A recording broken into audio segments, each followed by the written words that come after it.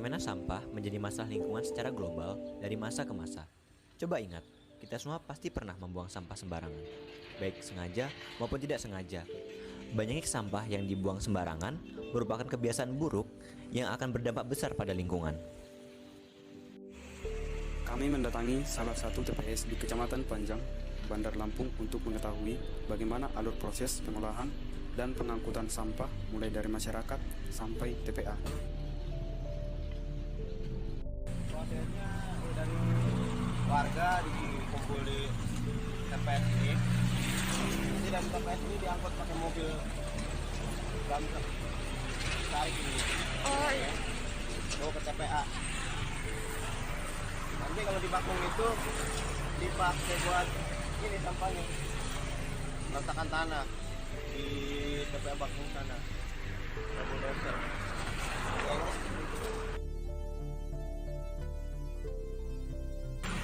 Ada berapa ton ini?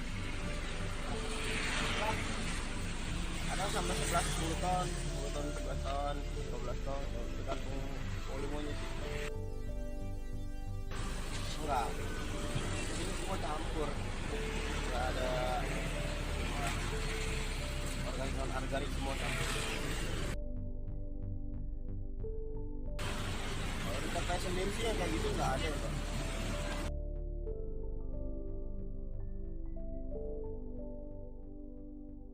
Banyaknya sampah yang dibuang sembarangan merupakan kebiasaan buruk yang akan berdampak besar pada lingkungan.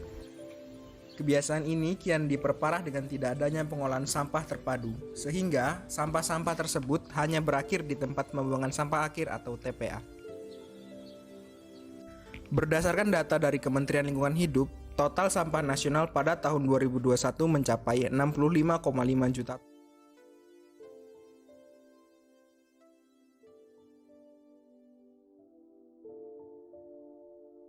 Lokasi kedua yang kami survei merupakan kawasan aliran sungai dan lingkungan sekitarnya. Lokasi ini terletak di Kelurahan Kota Baru, Kecamatan Tanjung Karang Timur. Terdapat tanah kosong berserakan sampah yang masih dijadikan tempat bermain anak-anak yang tinggal di lingkungan sekitar. Di sini, kami ingin mengetahui tingkat minat partisipasi serta usaha dari warga untuk membersihkan kawasan sekitar sungai di lingkungan mereka.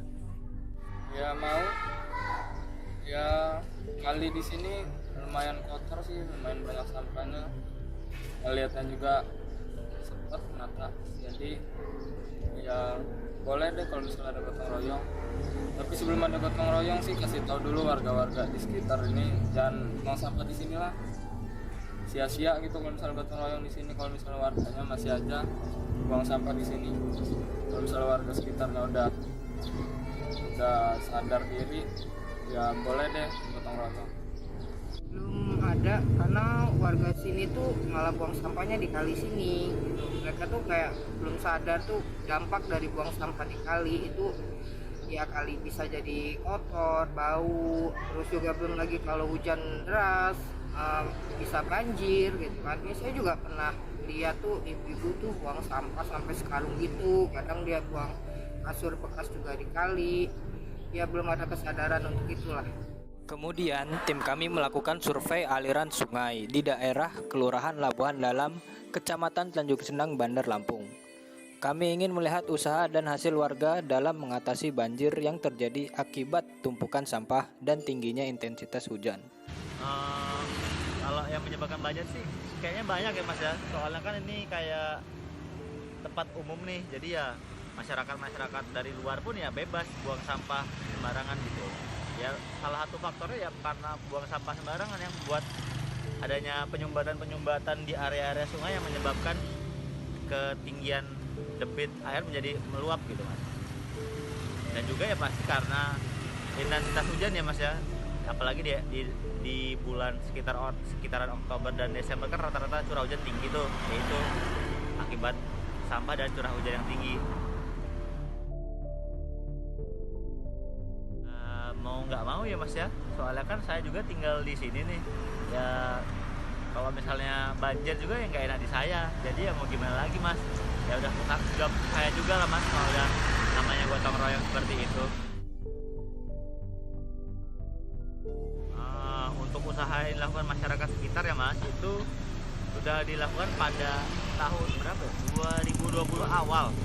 Nah itu usaha yang dilakukan tuh kita masyarakat itu bergotong royong bersama dengan ketua RT melakukan penyisiran terhadap sungai dan cek nih daerah mana saja yang merupakan titik pusatnya banjir. Nah dari situ kita melakukan pengerukan guna untuk mengurangi pendangkalan.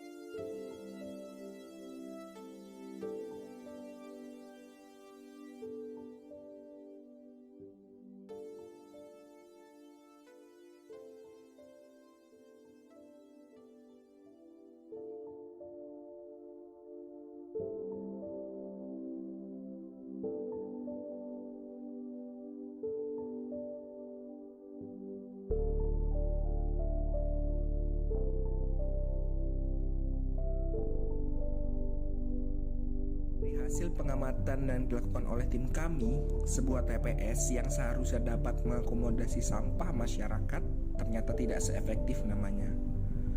Pemerintah perlu lebih memfasilitasi kegiatan di tempat pembuangan sampah. Perlu dilakukan pemilahan sampah sejak awal pengangkutan sampah, dalam hal ini di tingkat masyarakat, sehingga pengolahan sampah tingkat lanjut dapat dilakukan dengan efisien, serta untuk mengurangi penumpukan sampah yang dapat mengakibatkan pencemaran, agar terciptanya kehidupan masyarakat yang bersih dan sehat. Kemudian, jika kita perhatikan saluran air atau sungai yang ada, jika terdapat limbah, maka air yang ada akan meluap atau banjir. Tentu kita harus melihat beberapa kondisi penyebabnya.